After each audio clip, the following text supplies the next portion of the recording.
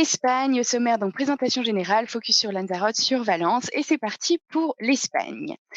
Alors, l'Espagne continentale. Donc, l'Espagne continentale, aussi surnommée la piel del toro, donc la peau du taureau, puisque sa forme, on le verra, je vous montrerai une carte après si vous trouvez que ça ressemble du coup à une peau de taureau étendue au soleil. Bah, si c'est pas le cas, malheureusement, le surnom, ils se sont trompés, mais le surnom est bien la piel des taureaux.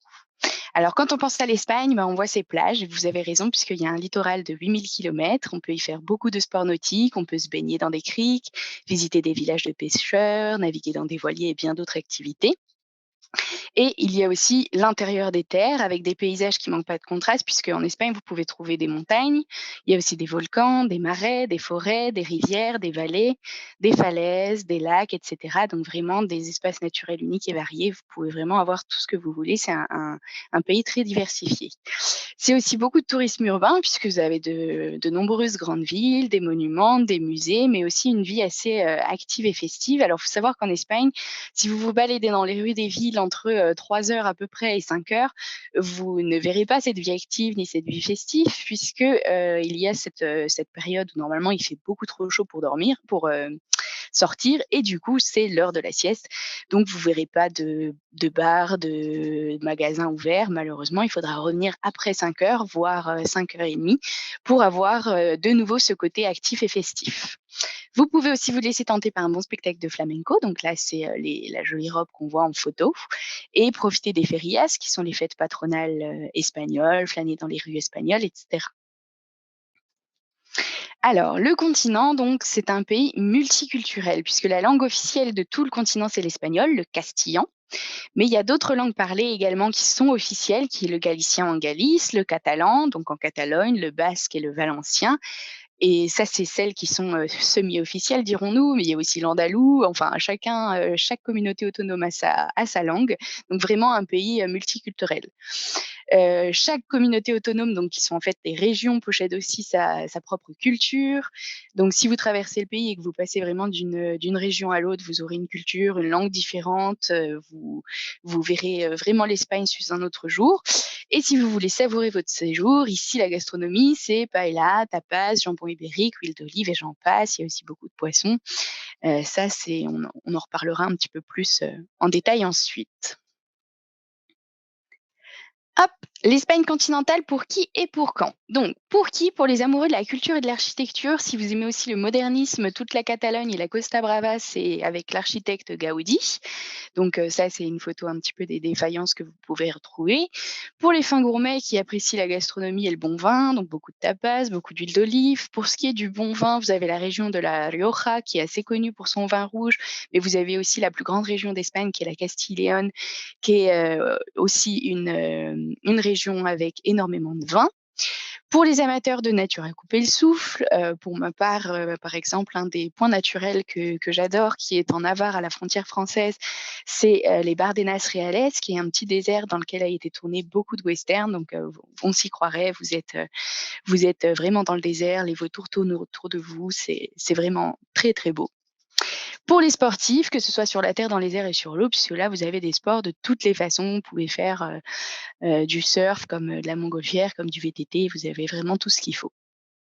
La période privilégiée, c'est, plutôt l'avant et l'arrière-saison, le printemps, et l'automne pour la Catalogne, l'Andalousie, Madrid, la Castille et l'Espagne du Sud, puisque dans le sud, il fait assez chaud, donc il vaut mieux privilégier soit l'avant, soit l'arrière-saison. Mais par contre, pour tout ce qui est un peu plus au nord, donc la Galice, les Asturies, le Pays basque, la Navarre, c'est plutôt l'été, donc de juillet à septembre. Évidemment, comme toujours, entre juillet et août, c'est la haute saison, donc il y a toujours beaucoup de monde.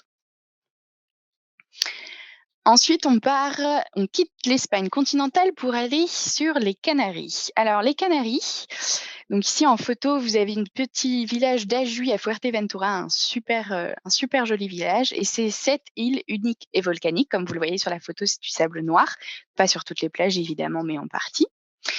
Donc, c'est des îles qui ont 30 millions d'années avec chacune leur particularité. Donc, vraiment, selon ce que vous avez envie de faire, vous choisissez une île différente. Donc, Tenerife, qui est la plus peuplée avec de nombreuses parties protégées, par exemple le parc national El Teide ou le parc Tanaga. Tenerife, c'est aussi très connu pour ses festivités. Donc, une ville quand même assez active et dynamique. Et vous pouvez aussi faire beaucoup de randonnées, puisque en plus d'être la plus peuplée, c'est la plus haute avec 3718 mètres de haut, dont vous pouvez faire l'ascension évidemment. Ensuite, vous avez La Palma, qui est la deuxième la plus élevée. Donc cette fois-ci, donc on avait dit 3700 mètres, là on est plutôt à 2015 mètres. Elle est totalement déclarée réserve de biosphère par l'UNESCO. Donc là, si vous y allez, c'est plutôt sauvage, plutôt vert, avec un cadre assez paisible. C'est une assez petite île. Et vous pouvez aussi faire l'ascension. Donc le point culminant 2015 mètres, c'est le Roque de los Muchachos. Vous avez également la Gomera qui est la plus petite et qui est la plus verte avec ses forêts assez denses. C'est pas la plus petite, c'est celle que j'ai écrit tout en dessous, donc El Hierro, qui est cette fois-ci la plus peuplée, la moins peuplée, la moins visitée, parce qu'elle a pas beaucoup de plages. Donc là, pour le coup, vous la retrouverez pas sur la plateforme Wordia. C'est la seule que nous n'avons pas, mais la deuxième, du coup, plus petite, c'est la Gomera. Ensuite, vous avez Grande Canarie, qui est la deuxième île la plus peuplée, avec un climat assez agréable toute l'année, mais c'est aussi la plus touristique. Alors pourquoi c'est la plus touristique? Parce que c'est aussi la plus diverse. On peut vraiment tout y faire. Il y a de super plages, mais il y a aussi de super montagnes. Il y a vraiment tout ce que vous voulez. C'est pourquoi c'est aussi la plus touristique. Vous avez ensuite Lanzarote, qui est la moins végétalisée et la plus volcanique, donc c'est plutôt pour y faire des randonnées. C'est une île assez préservée, loin du tourisme de masse. C'est celle sur laquelle je vous ferai un focus juste après. Et vous avez Fuerteventura, qui a les plus grandes plages de sable, que ce soit du sable noir, du sable doré ou du sable blanc, avec des belles eaux turquoises. Donc là, pour le tourisme balnéaire, Fuerteventura, c'est top. Ensuite, les Canaries, qu'on appelle aussi du coup les îles Fortunées. Pourquoi les îles Fortunées? Puisque elles sont assez chanceuses, car elles ont un climat subtropical assez clément pour toute l'année, donc des températures très douces, de nombreuses heures d'ensoleillement, donc c'est à peu près 20 degrés en hiver, 24 en été. 24 en été, c'est comme tout, hein, en plein soleil, c'est un ressenti plutôt 30-35, mais 24 quand même. Vous aurez du coup vraiment une météo, top pour vos vacances et pour les activités. Vous pouvez donc y faire, des randonnées dans des paysages assez désertiques, des ascensions de volcans, de la baignade dans des piscines naturelles. Alors là, ici, les piscines naturelles, c'est des piscines de mer, pas des piscines de rivière comme on peut trouver par exemple en France. Donc c'est des piscines naturelles qui sont un peu, bordées de roches. C'est pourquoi on les appelle piscines, puisque du coup, c'est plus calme. Mais ça reste des piscines de mer, donc il y a quand même de quelques vagues qui arrivent parfois. Vous pouvez aussi faire du surf parce qu'il y a beaucoup de grosses vagues. C'est l'océan Atlantique, donc il y a aussi énormément de vent sur ces îles. Donc là, pour le surf, c'est assez top. Sinon, bah, de la farniente et aussi la découverte du patrimoine, même si évidemment on vient plus sur les Canaries pour le côté naturel que pour ces villes. Mais vous avez aussi de très jolies villes. Du coup, les Canaries, donc pour qui, pour quand? Là, ce que vous voyez sur la photo, c'est justement la Gomera, donc l'île la plus verte que vous avez et un peu la moins accessible puisque c'est la plus petite. Donc les amoureux de grands espaces, les fous de randonnée, comme je dis, les ascensions de volcans, et cetera. Les couples à la recherche d'une destination paisible avec de belles plages, puisque vous avez vraiment des côtés, nature, vraiment top, loin des foules. Les amateurs de culture, puisque vous avez quand même, quelques villes et quelques patrimoines à l'intérieur, et les passionnés de sport, d'aventure, de surf, de plongée, de kayak. Vous avez, là encore, ce sont des îles, donc les sports nautiques, vous avez vraiment ce qu'il faut. Pour, quand c'est un climat donc subtropical tempéré, comme je l'ai dit tout à l'heure, la période privilégiée, c'est de novembre à avril. En juillet, août, c'est encore une fois la haute saison et en plus, il fait assez chaud. Mais attention, il peut faire aussi très froid en haute altitude puisque Grande Canarie et Tenerife, une fois qu'on est en haut, il peut voilà, un petit gilet s'impose, on va dire. Et des pluies épisodiques de janvier à mars. Vraiment le mois idéal, on va dire que c'est avril si vous voulez y aller. Ensuite, les Baléares. Donc les Baléares, cette fois-ci, donc là, on était du côté atlantique. Là, on passe du côté Méditerranée. Les Baléares, c'est 4 îles de la Méditerranée. En fait, réellement, c'est 5, sauf qu'il y en a une qui n'est pas du tout habitée, donc on n'en parlera pas. C'est un climat assez similaire au sud de la France, puisque c'est un climat méditerranéen. Donc on a Ibiza, qui est un peu la capitale mondiale de la fête, mais pas que. Il y a aussi de superbes criques, de superbes pinettes, des petits villages. Vous pourrez aussi trouver la tranquillité. Donc vous pouvez vraiment mixer entre fête et tranquillité, selon l'endroit où vous voulez loger et l'endroit où vous voulez aller faire la fête. Vous avez aussi Majorque, qui est la plus grande île avec de belles stations balnéaires, de superbes panoramas, des randonnées qui mènent à des petits monastères. C'est vraiment, très sympa et c'est pour des vacances, assez reposantes. Donc Majorque, c'est la plus grande. Vous avez sa petite sœur qui est Minorque, qui est cette fois-ci plus sauvage, plus paradisiaque, qui est en fait beaucoup moins touristique, qui a un riche patrimoine archéologique et donc idéal pour la culture, mais aussi pour les petites criques. C'est beaucoup plus sauvage et moins touristique, moins accessible, mais tout aussi, vraiment beaucoup plus joli. Et vous avez aussi Formentera qui est la plus préservée, qui est cette fois-ci accessible qu'en bateau, qui est toute petite. Et là, c'est des eaux, vraiment cristallines. Vous avez la posidonie à l'intérieur qui est une genre d'algue, qui est une algue en fait, qui nettoie les eaux et qui la rendent, vraiment transparentes, qu'on a aussi dans le sud de la France en fait, qui est dans tout le bassin, méditerranéen. Donc vous aurez de super belles plages. Donc des criques sauvages et des eaux cristallines. Donc vous voyez sur les photos, c'est très transparent, très joli, comme on l'imagine. Aux Baléares, vous avez 2 langues qui sont parlées. Vous avez le castillan, comme on l'avait vu tout à l'heure, c'est l'espagnol, mais vous avez aussi le catalan, puisque les Catalans sont, les derniers occupants de l'archipel. C'est un On va dire que c'est un dialecte du catalan, donc il y a quelques mots un peu différents, mais ça reste du catalan. La mer y est assez chaude, donc contrairement aux Canaries où c'est l'océan Atlantique où l'océan reste assez froid, ici on est dans la Méditerranée, donc vous aurez des eaux beaucoup plus chaudes, des criques, assez transparentes, très calmes, des îles qui sont toutes en relief, donc vous avez énormément de montagnes sur chacune des îles, à part Formentera qui est ultra plate, avec, de grandes pinettes, donc de grandes forêts de pins.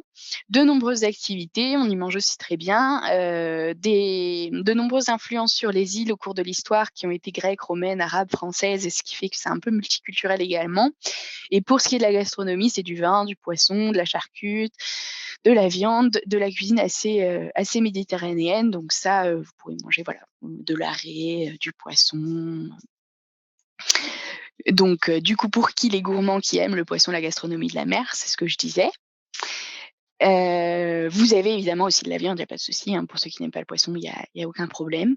En famille, vous pourrez faire aussi de nombreuses activités, pour les férus de baignade et de sport nautique, ça reste encore une fois des îles. En plus, c'est, la Méditerranée, donc le paddle et tout, c'est un vrai bonheur.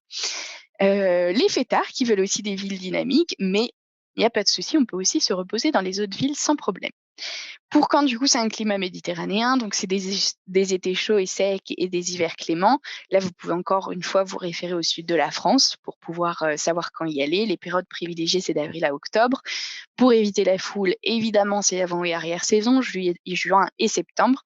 Attention, entre décembre et février, il y a la présence de tramontana qui est un vent assez violent et ça, c'est surtout sur Minorque.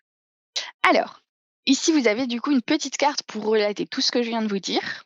Donc l'Espagne, c'est un seul et même continent avec 15 communautés autonomes et 2 archipels. Réellement, l'Espagne a 17 communautés autonomes puisque les Canaries et les Baléares sont 2 communautés autonomes de l'Espagne.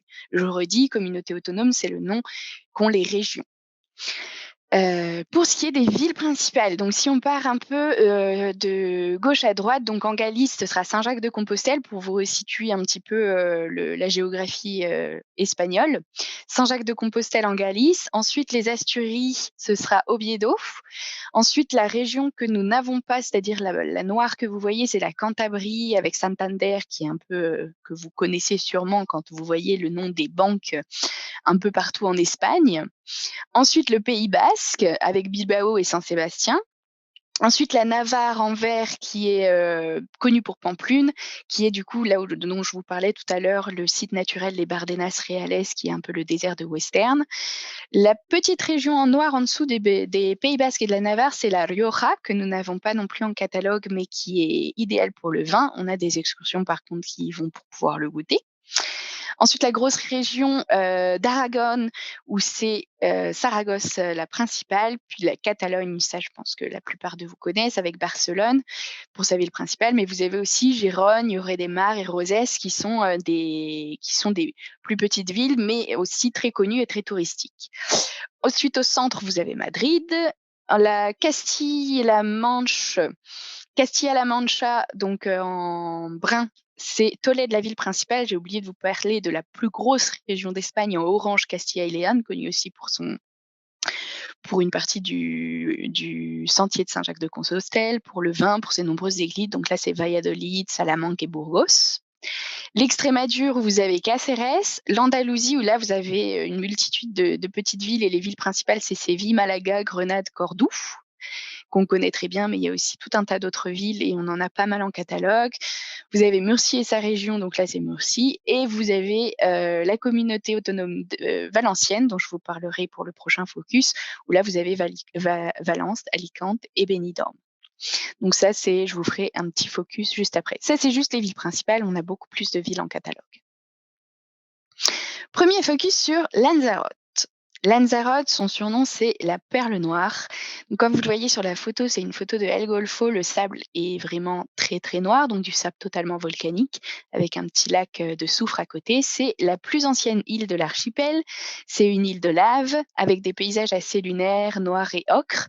Donc vous serez totalement dépaysé. Vous avez le parc national de Timanfaya, qui est un parc avec plusieurs volcans. Et là, vous avez vraiment toutes les couleurs, comme vous voyez sur la photo. La plage est noire, mais toutes les montagnes sont ocre, brunes, etc. Donc vous avez un magnifique dégradé de couleurs.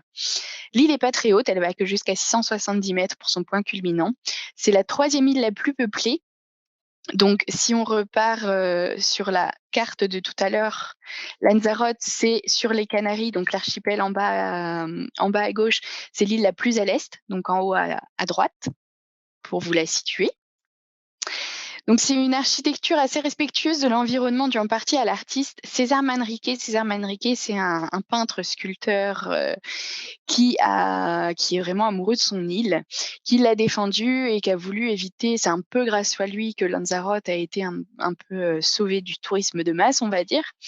Donc il a beaucoup de lieux qu'on peut visiter. Je vous en parlerai après, qui sont ses œuvres. Et du coup, c'est toujours quelque chose une architecture en lien avec l'environnement pour pas dénoter. Il peut y avoir quand même assez de vent, beaucoup de vent sur l'île, ce qui fait que c'est aussi propice au surf. La pluie est très rare et vous pouvez aussi goûter le vin volcanique des vignobles de la Jeria. Donc, je vous mettrai une petite photo, je vous en parlerai un peu plus juste après. Donc notre itinéraire coup de cœur à Lanzarote, c'est un voyage volcanique. C'est 7 jours à Lanzarote avec 2 villes différentes. Donc Lanzarote, entre volcans et roches arides, vraiment de toutes les couleurs, vous serez totalement dépaysé. Et moi, je vais vous en parler un peu plus avec son itinéraire. Donc là, c'est une carte de Lanzarote et l'itinéraire fait les 2 villes suivantes, Costa Teguise et Playa Blanca. La première, c'est Costa Teguise. Donc là, c'est soleil, plage et windsurf. Donc on y passe 3 nuits. Vous pouvez évidemment faire tout votre séjour à Costa Teguise ou la ville suivante dont je vous parlerai, c'est Playa Blanca. En fait, l'île est vraiment petite. Donc, si vous logez à peu près au milieu de l'île, la ville vraiment au milieu, c'est celle de l'aéroport, c'est Arrecife. Si vous logez au milieu, vous êtes approximativement à 30 minutes en voiture de chaque coin de l'île, entre 30 et 45 minutes. Donc, vous pouvez bouger, mais vous pouvez aussi totalement, si vous louez une voiture, vous loger à une seule ville.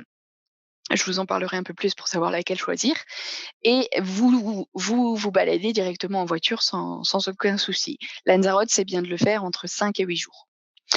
Donc, Costa Teguise, c'est la ville la plus traditionnelle de l'île, mais la plus calme. Donc si vous voulez un peu le côté, les petites maisons blanches comme on voit sur la photo, un peu traditionnelle, un peu calme, c'est cette île-là qu'il faut choisir. L'offre est suffisante pour les bars et les restaurants, donc vous avez quand même de quoi sortir, même si ça reste, c'est vraiment pas la ville la plus dynamique, mais c'est très calme et idéal pour les couples ou les familles. Il y a de belles plages aux alentours. Il y a aussi beaucoup de vent, donc idéal pour le surf, le bodyboard. Vous verrez que les plages de Costa Teguise, justement, sont assez houleuses. Des petites villas et des gros complexes hôteliers, donc vous avez vraiment ce que vous voulez pour ce qui est du logement.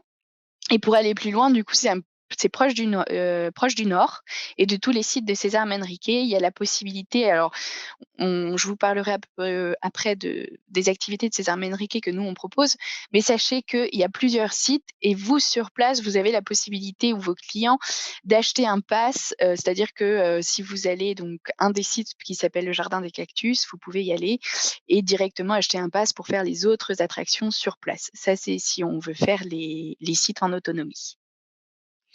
Donc nos activités dans le nord de l'île, donc là je vous parler des nouveautés de ce que nous avons déjà. Donc à la découverte de César Manrique. Donc ça, c'est l'activité qu'on propose, c'est la journée entière. Vous avez Rameos de Lagua, Jardin de Cactus, la fondation de César Manrique et d'autres monuments, l'Observatoire del Rio, et cetera. Donc il y a vraiment beaucoup de monuments dans le nord. Là, c'est vraiment une journée entière où on est en bus, en collectif et on fait tous les sites et tous les villages qui ont eu un intérêt pour lui. Ça, vous pouvez le faire donc directement avec un bus, et cetera. Mais si vous avez votre propre voiture, l'option dont je vous parlais tout à l'heure, c'est d'aller au premier site, celui que vous voulez, que ce soit Rameos de Lagua, c'est le site qu'on voit en photo. En fait, c'est une grotte, dans un tunnel de lave directement, conçu et à l'intérieur, vous avez un petit lac avec des tout petits crabes albinos, tout blancs et albinos. C'est franchement, c'est chouette. C'est une autre ambiance. C'est très, très beau et vous pouvez directement acheter un pass pour aller, faire les autres activités. Donc si vous êtes véhiculé, vous pouvez choisir ça. Si vous ne l'êtes pas, vous prenez notre activité. Ensuite, vous avez un cours de surf à Caleta de Famara. Caleta de Famara, c'est dans le nord également. C'est le spot de surf, de Lanzarote par excellence. Donc là, le cours de surf qu'on vous propose, c'est 2 leçons de 2 heures, une le matin, une l'après-midi. Donc que vous pouvez faire, seul, en couple, en famille, c'est idéal pour tout, même ses débutants, donc même pour les sportifs de dimanche, il y a aucun problème. Des cours de planche à voile à Las Cucharas. Donc Las Cucharas, c'est à côté de Costa Teguise et là, c'est là où il y a les meilleurs vents, donc idéal également, donc pour tester un autre sport un petit peu différent.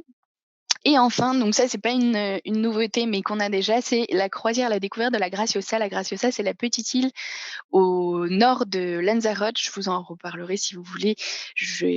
Sur la carte que je vous montrerai après. Ensuite, dans l'itinéraire de voyage, la deuxième ville que l'on voit, c'est Playa Blanca. Donc Playa Blanca qui est cette fois-ci au sud de l'île. Donc encore une fois, je vous répète, soit vous logez à Playa Blanca, soit Costa Teguise, soit vous faites les 2, mais vous pouvez très bien vous fixer dans une ville sans souci. Donc là, c'est plutôt la détente absolue. Donc là, on y passe aussi 3 nuits. C'est un ancien village de pêcheurs avec une atmosphère vraiment plus détendue, un peu plus luxe également. C'est une ville, un peu plus familiale, pour les couples également un peu plus luxueuse. Donc vous avez des hôtels de toutes catégories, vous avez aussi quelques 5 étoiles, vous avez des bars, une grande sélection de restaurants et c'est aussi la ville idéale pour aller à Fuerteventura, l'île au sud, pour poursuivre son séjour aux Canaries puisque vous avez le port et le ferry qui vous emmène directement sur l'île du dessous. Et pour aller plus loin, vous avez la plage de Papagayo qui est aussi dans le sud et qui est, une île, aux eaux cristallines qui est vraiment, très, très belle, qui est magnifique. Les activités donc qu'on a dans le sud. La première, c'est l'Ageria, donc je vous en reparle, c'est le vignoble de l'Ageria. Donc là, vous voyez, c'est des vignes directement plantées dans la lave, dans le sol volcanique. Donc ce qui nous donne un vin volcanique. En fait, quand l'éruption du volcan arrive, il y a plein de petites pierres qui se déposent sur le sol et qui sont, toutes trouées. Les pierres de lave ont plein de petits trous, ce qui fait qu'ensuite ça garde l'humidité à l'intérieur du sol et qui est un sol ultra fertile.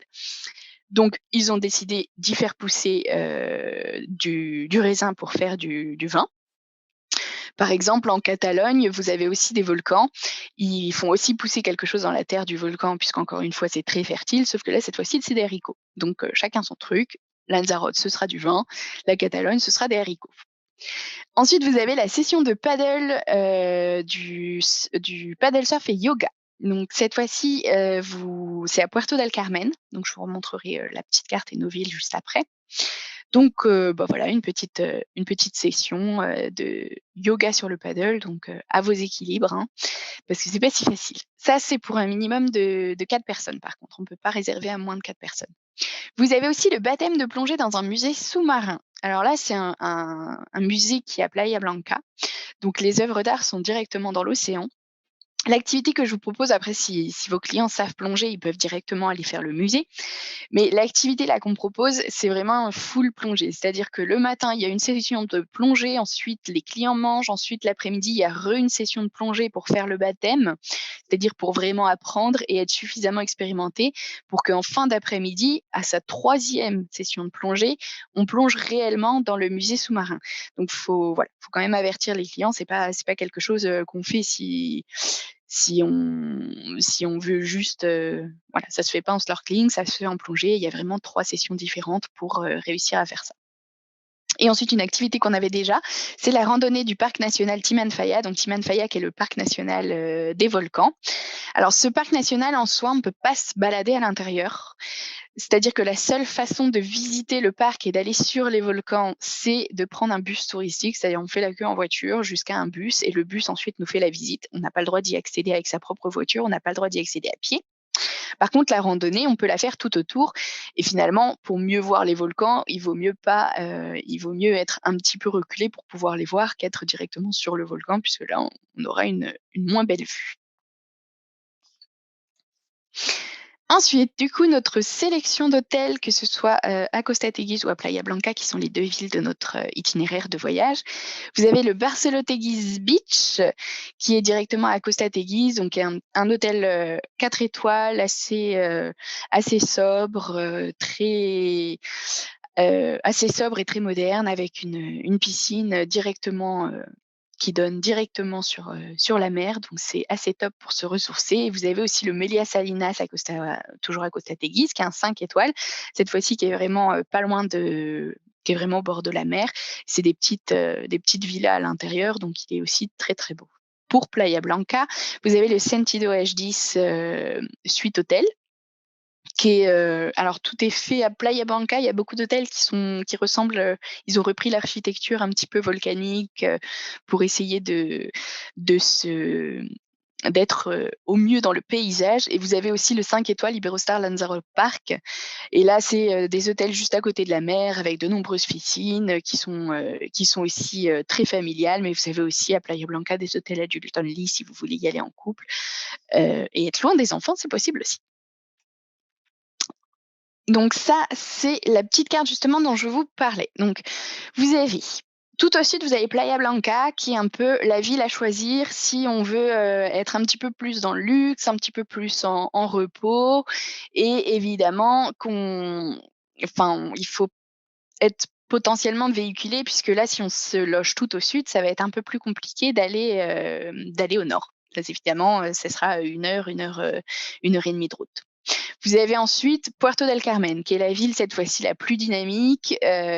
C'est, des grandes jetées avec des bars et des restaurants tout du long, c'est très dynamique. Après c'est des îles qui sont très touristiques pour les Anglais et les Allemands. Donc à Puerto del Carmen, vous trouverez, facilement un English breakfast, mais finalement pas si facilement de tapas.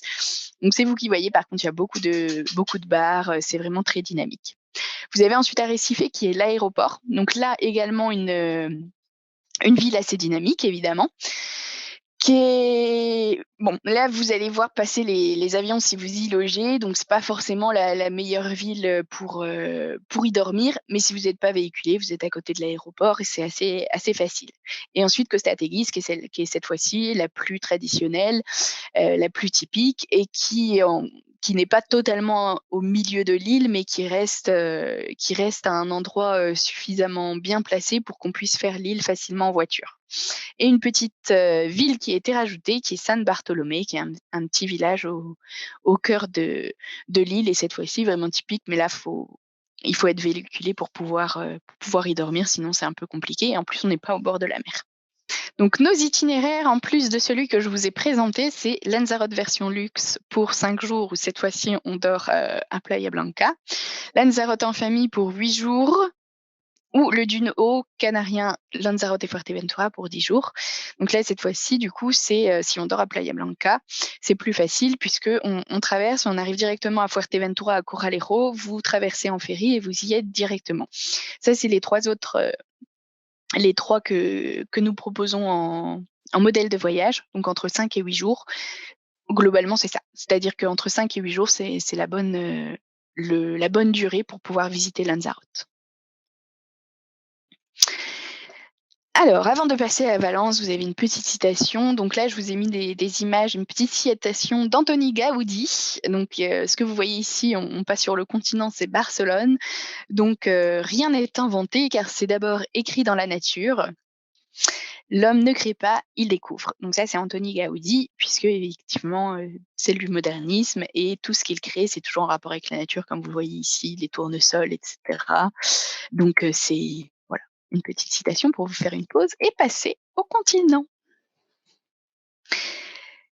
Pour le continent, cette fois-ci, je vais vous présenter Valence. Donc la communauté autonome valencienne, c'est, Valence, Alicante et Benidorm qui sont les trois principales, villes, des villes de caractère. C'est un littoral de 630 kilomètres qui permet de profiter et de la mer et d'un climat exceptionnel puisque à Valence, il y a plus de 300 jours de soleil par an. Des férias qui sont les fêtes patronales, la culture, des stations balnéaires, des grandes villes, mais aussi des petits villages de pêcheurs pour avoir le dynamisme, l'ambiance, la vie active, mais aussi le côté traditionnel. Et tout est fait vraiment pour passer un excellent séjour. Vous êtes aussi assez proche d'Ibiza, donc en un rien de temps, vous pouvez être sur les Baléares en bateau. Donc voilà, si vous voulez vous faire un petit combiné Baléares, Espagne continentale, vous pouvez directement profiter de la communauté autonome de Valence et d'Ibiza. Notre itinéraire coup de cœur, c'est l'Escapade valencienne, donc une ville puisqu'on reste à Valence 5 jours. Donc vous posez vos valises à Valence pour un long week-end, une ville dynamique, colorée, très culturelle, une ville aussi portuaire. Donc toute la côte, c'est la Costa Blanca. Vous parcourez du coup, les ruelles, très élégantes et vous voyagez à pied ou à vélo. Vraiment, c'est une ville, en plus très à la mode en ce moment, donc vraiment très sympathique. Donc l'itinéraire, évidemment, je ne vais pas vous en dire plus, hein, c'est juste Valence. Là, ce que vous voyez sur la carte, vous avez Valence. Ensuite, vous voyez Dénia. Dénia, c'est justement de là où ça part pour aller à Ibiza, puis Benidorm et Alicante. Valence. Alors, c'est une ville de contraste. Donc là, vous voyez que donc c'est la ville, du centre. La photo que vous voyez, c'est les Fayas, je vous en parlerai un petit peu, plus en détail. Vous y passez 4 nuits, en tout cas pour le template. Pour le modèle de voyage, vous allez y passer 4 nuits. À vous de choisir, vous pouvez y passer, un peu plus de temps ou un petit peu moins, mais 4 nuits, c'est vraiment l'idéal. C'est une ville qui reste à taille humaine, qui est vraiment très connue pour ses plages puisque c'est la Costa Blanca et c'est de très belles plages. Donc la plage la plus connue, c'est Malvarosa où on peut faire de la baignade parce que c'est suffisamment, profond et peu profond pour que les enfants puissent, y nager en toute sécurité, mais vous pouvez aussi faire de la plongée. Ça reste quand même la plage la plus fréquentée, mais elle reste très, très belle et très étendue, donc il y a vraiment, aucun souci pour y passer de bons moments. Sinon, vous avez d'autres plages. Vous avez ensuite les jardins de la Turia, qui est l'un des plus grands parcs urbains d'Espagne. Donc, vous pouvez vous qui a été fait dans l'ancien lit de la rivière, Turia. À l'intérieur, si vous êtes en famille, vous avez un petit parc qui s'appelle le Gulliver Park. Alors Gulliver, c'est le géant. Dans les contes, on peut se prendre pour un Lilliputien, donc Gulliver est accroché sur le sol et ses doigts, ses vêtements et cetera sont des immenses toboggans pour que les gens, les petits enfants, s'amusent. Donc, c'est vraiment rigolo. Vous avez aussi la cathédrale et les arènes. La cathédrale, c'est une cathédrale, gothique. À l'intérieur, il y a un mini musée où vous pourrez voir les œuvres de Goya et si vous montez en haut de la tour du clocher qui est le Miguelete, vous aurez aussi un superbe point de vue sur la ville, donc à faire. Vous avez aussi la route de la soie qui passe à Valence. Vous avez le musée de la soie et lors des Fallas, alors du coup, on va parler un petit peu plus des Fallas, du 19 mars qui est la feria de Valence. Ce que vous voyez en photo, c'est justement les statues qui défilent dans la ville à ce moment-là et c'est en fait, où les habitants donc il y a de gigantesques statues en carton qui sont faites et à la fin des Fallas, du coup, les habitants brûlent ces gigantesques, statues et chaque année, du coup, lors des fêtes de Valence, les costumes traditionnels sont confectionnés en soie et sont mis à l'honneur dû au fait que, Valence était le principal port de commerce de la route de la soie. Vous avez aussi et c'est une ville aussi très culturelle, donc vous avez la Cité des arts et des sciences, vous avez le musée d'art moderne, vous avez aussi le musée d'illustration et de modernité où on vous présente, les enluminures, pour les monastères, les imprimeries et cetera. Et pour aller plus loin, du coup, vous pouvez manger une authentique paella face à la plage, donc les pieds dans le sable. La paella, voilà, tous les Espagnols vous diront que la vraie paella, c'est celle qui a été inventée et faite à Valence. Et vous pouvez aussi randonner dans le parc naturel de l'Albufera. Donc l'Albufera, c'est, apparemment, ce serait là où justement, on a inventé la paella. Donc c'est un côté très nature, c'est nature et gastronomie, c'est des rizières et des forêts. Vous pouvez y accéder directement depuis Valence en bus. Si vous prenez d'ailleurs la Valencia Card qu'on vend sur notre site, vous pouvez avoir les transports en commun gratuits et dans ce cas-là, directement vous balader dans le parc naturel de l'Albufera gratuitement grâce à votre passe. Voici pour Valence. Donc les activités que nous proposons, donc là les nouveautés que nous avons, c'est la visite gastronomique de Valence. Donc où vous pourrez goûter, ça a vraiment une gastronomie à part. Il y en a beaucoup qui disent quand on a vu une ville espagnole, on les a toutes vues, mais c'est vraiment pas vrai. Vous avez vraiment une culture différente dans chacune des villes et une gastronomie également différente. Donc là, vous pourrez goûter la gastronomie valencienne. Vous avez aussi juste le billet d'entrée avec le musée de la soie avec audio guide pour en connaître un petit peu plus sur le commerce de la soie et la route de la soie. Vous avez également une balade en catamaran le long de la côte valencienne, donc qui est vraiment une très jolie côte et où on aperçoit les Baléares au loin. Et enfin, l'atelier de paella valencienne, la vraie. Donc là, vous confectionnez directement votre paella que vous dégustez par la suite, donc avec des haricots, du riz et tout ce qui s'ensuit pour la réelle paella valencienne. Pour notre sélection d'hôtels à Valence, donc voilà, ça va être du 3 ou 5 étoiles sans problème. Vous avez le Ramirez Flatel Bar, qui est un 3 étoiles en plein centre-ville. Vous avez aussi un petit boutique, hôtel à côté de la cathédrale qui est l'hôtel Hélène Berger ou le Cathédrale Suite qui sont deux hôtels en centre-ville à côté de la cathédrale et en 5 étoiles, donc au bord de la plage, vous avez le Palacio Valier qui est aussi un très bel hôtel que nous recommandons, qui sont évidemment tous dans notre sélection.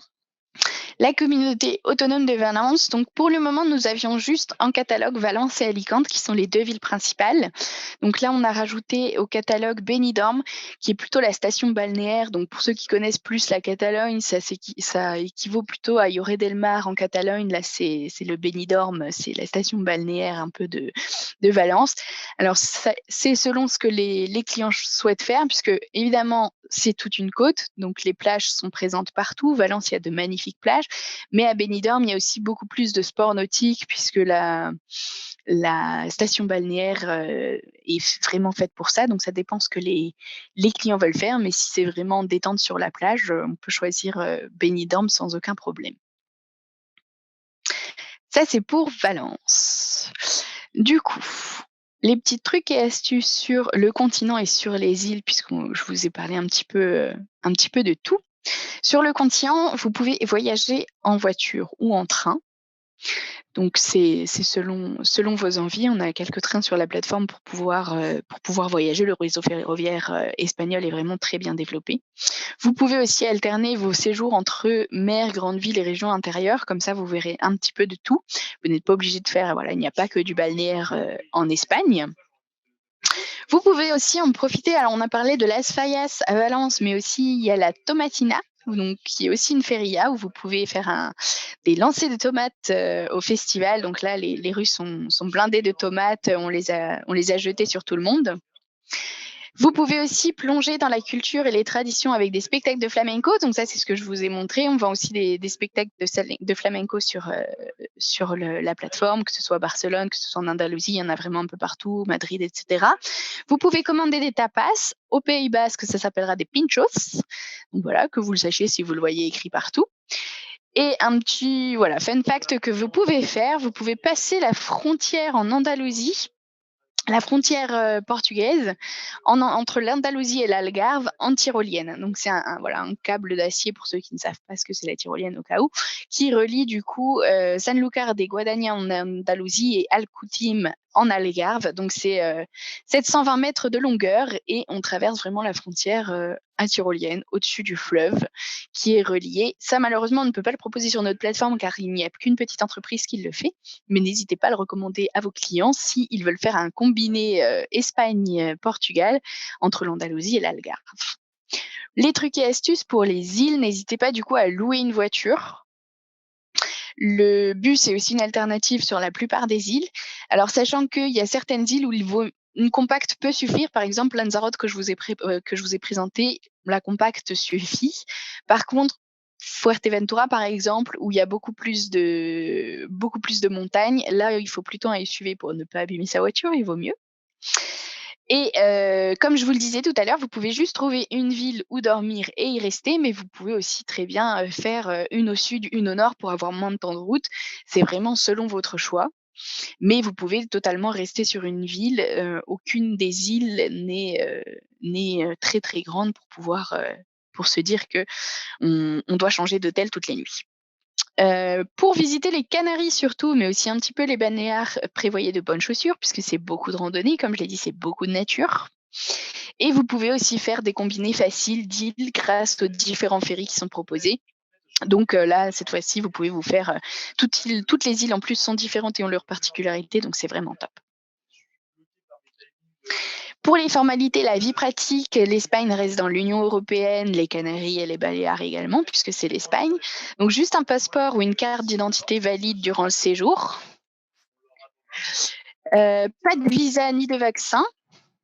Le préfixe téléphonique, pour, appeler, c'est +34 si jamais vous avez une urgence. Évidemment, vous avez notre téléphone d'urgence, à chaque fois. Il y a pas de décalage horaire pour l'Espagne continentale, ni pour les Baléares. Par contre, sur les Canaries, il y a -1 heure. Pas d'adaptateur nécessaire. Pour les durées de vol, bah, évidemment, ça diffère. C'est-à-dire que si on reste sur le continent, c'est entre 1 h 30 pour Barcelone et la côte, jusque 2 h 30 à peu près pour Valence et l'Andalousie. Pour les Baléares, c'est entre 2 heures et 3 heures, c'est un petit peu plus loin. Et là, cette fois-ci, pour les Canaries, c'est entre 4 heures et 7 heures, puisque si vous allez aux îles les plus à l'est, Lanzarote, Fuerte, et cetera, ce sera à peu près 4 heures, 4 h 30. Par contre, si on commence à s'éloigner et qu'on va vers La Gomera et La Palma, là, cette fois-ci, ça va jusqu'à 7 heures. Les compagnies, c'est les compagnies globales, donc Air France et puis les compagnies, Transavia, Vueling, Volotea, Ryanair, EasyJet, Iberia, les compagnies assez classiques. Merci d'avoir participé. Merci Juliette, c'était top, comme toujours. Jolie presse. Et puis, bah écoute, belle journée, belle vente à vous. Merci encore et à très bientôt. Merci à Ciao, tous. ciao.